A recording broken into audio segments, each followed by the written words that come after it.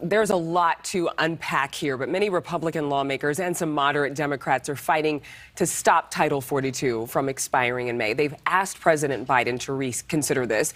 Let's talk about more of this with Republican Congressman Billy Long of Missouri. Thanks again for being with us. Just to tell people at home, Title 42 is a health policy from the CDC, but it's being used as more of a stopgap measure in the absence of renewed immigration policies. Can you talk about why so many lawmakers are in favor of extending it?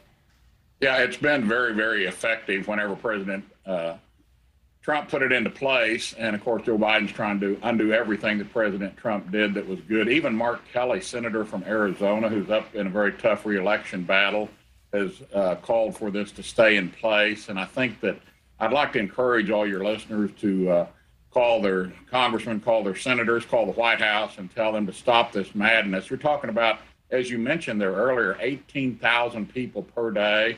That'd take less than 10 days to repopulate my hometown of Springfield, Missouri. It's 169,000 folks. Every 10 days, you'd have a new Springfield, Missouri moving into this country. And it's just absolutely ridiculous to undo everything that Trump did just because you didn't like the guy. Well, and just as a reminder, first of all, Mark Kelly, a Democrat from Arizona, you mentioned he is in favor of extending Title 42. This does have some bipartisan support, but President Biden initially did reinstate Title 42 and now is trying to undo it. But you've called the end of this idiotic.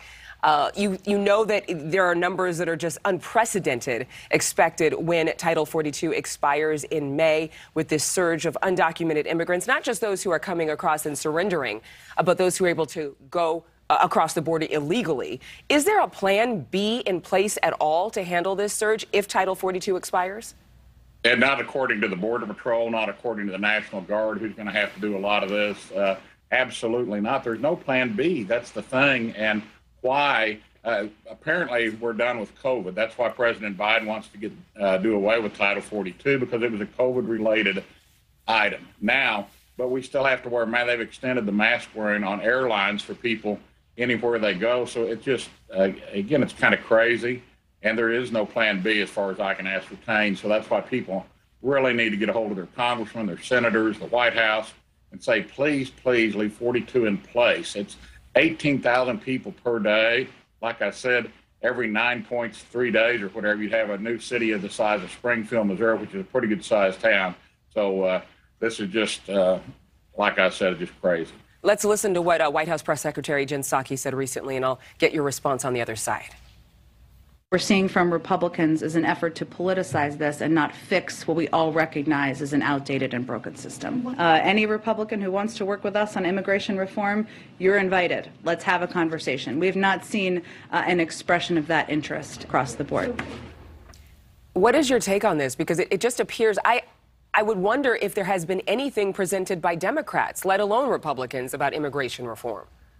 No, well, they've done a lot of immigration reform since January 20th, 2021, when Biden came into office. They did away with the Remain in Mexico policy that was working. Of course, the courts re-implemented that, thankfully. But their only immigration policy is to undo everything that was working in this country. It's crazy. I traveled to the border in April of last year with President Trump, former President Trump, at that point, and looked at the border wall where it's laying on the ground rusting, and where President Trump had built it. President Biden stopped that wall. And the drugs that are coming into this country, the fentanyl deaths are out of control. I saw just a couple of days ago there's a new spike in deaths from fentanyl, and I don't know how it could get any higher than it is right now. But the border is something that, when President Trump came down the escalator in June of 2015, that was the only thing that was different about him than any other candidate. I think there were 16 other Republicans that ended up in that race. The only thing different was he took on immigration from the second he came down that escalator. That was his main point that he ran on, was immigration, getting it under control, and he was doing great on that, and now it's all been undone.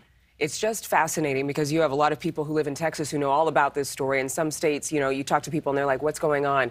But we don't have the Border Patrol capability for that many people at this point. So we really do need to have an answer as to what we're going to do next when Title 42 expires. Thank you so much, Congressman Long, for being with us. Always a pleasure. Thanks for having me.